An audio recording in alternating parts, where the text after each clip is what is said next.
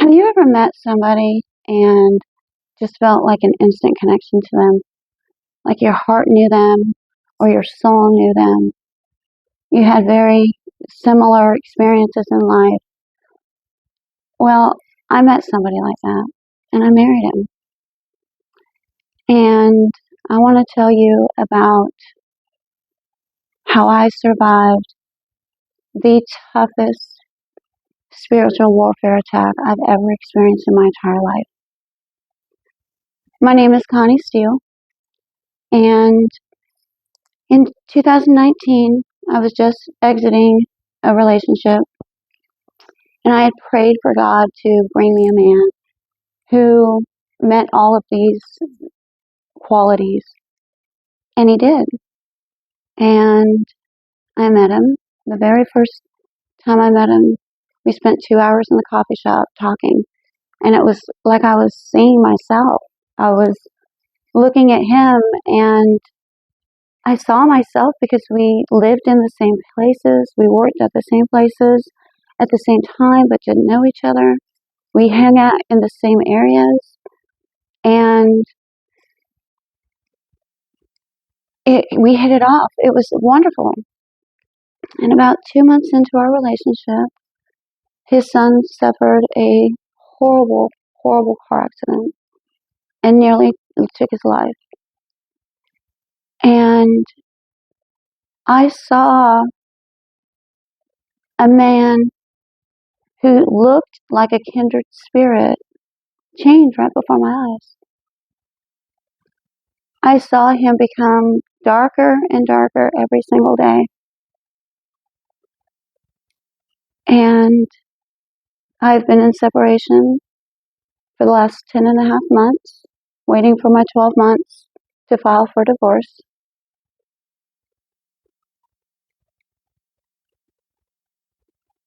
When after his son's accident, his son got addicted to pain pills. And there's such a horrible epidemic nowadays with this. And this is for any parent who has a child who suffers. Please do not allow it to break up your family. You can do so much better for the child if you treat it instead of ignore it. Unfortunately, drug addiction was not an unfamiliar territory to my husband. His sister had a horrible drug addiction, and it nearly destroyed his family when his mother shot herself through the jaw because her daughter had taken her car out and was out all night with it. Wasn't back by curfew. And even after that, the daughter still continued to do drugs. I don't understand that, but and the reason I tell you this stuff is not because I'm passing judgment on them by no means. It's because I want to tell you the lifestyle that I wasn't aware of, and that he was used to. As his son's drug addiction got worse, his temper towards me did too. The way he treated me got worse. He started calling me bad names. My son and I were there. My son was 12 years old, and he didn't care if my son was in the room or not. He would call me bad names in front of my son.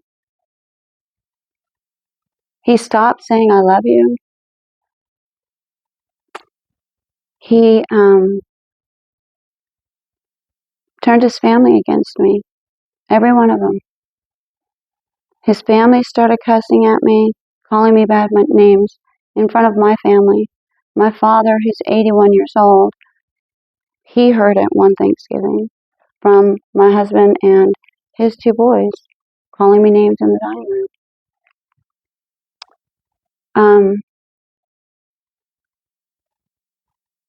But when his son had left last year in 2025, or 2024 in May, and had been gone for 7 months, had gotten addicted to crystal meth,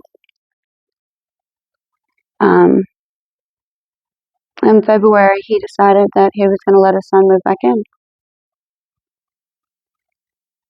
And I wasn't going to have it. So he proceeded to tell me that I was a effing a-hole through text message. Told me to get out. I better be gone by the time he got back from the gym. So I packed my stuff. And I haven't been back. I did not move back in. He asked me to come back, but told me his son was going to stay. And I said, okay then. If you're not going to love me, I am. My son and I packed up our stuff and we left. I had nowhere to go. So we went and stayed at my dad's in his apartment. He and my son shared a bedroom, and I slept on the couch until August of this year when we got a bigger place. And now my son has his own room. My father has his own room. And I sleep in the loft. When I started this journey, I knew who the Lord was. And I thought my husband did too. He went to church every Sunday. He went to Bible study every Wednesday. And he delivered Meals on Wheels and had been doing that for years. What I didn't realize was that he didn't know Jesus. He didn't know him. He didn't know God. He knew of him, but he didn't know him. I do not hate my husband. And during all of this, believe it or not, through the strength of the Lord, I never once called him a bad name. I never once told him I wanted a divorce. Never once told him I hated him. All of this stuff he told me. And I never did. Because I didn't feel that in my heart.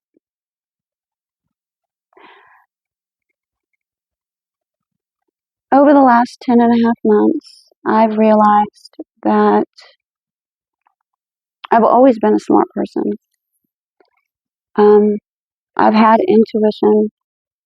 I didn't really know that it was a psychic gift until I've been in my separation, and I've actually had my awakening. I'm realizing who I am and what my mission is, and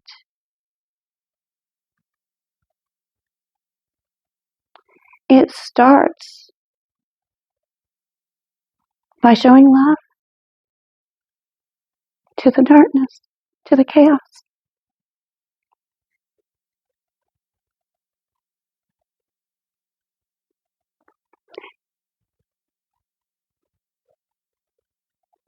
You cannot defeat anger with anger.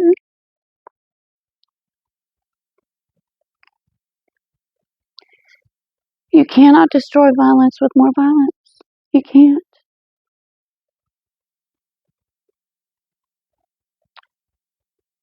My husband is not a bad man, and his family are not bad people. They're not healed. They hurt.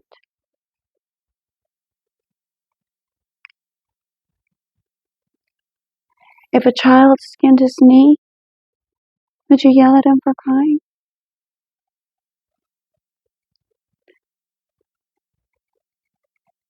Just because we can't see the level of pain somebody is going through doesn't mean they don't have any.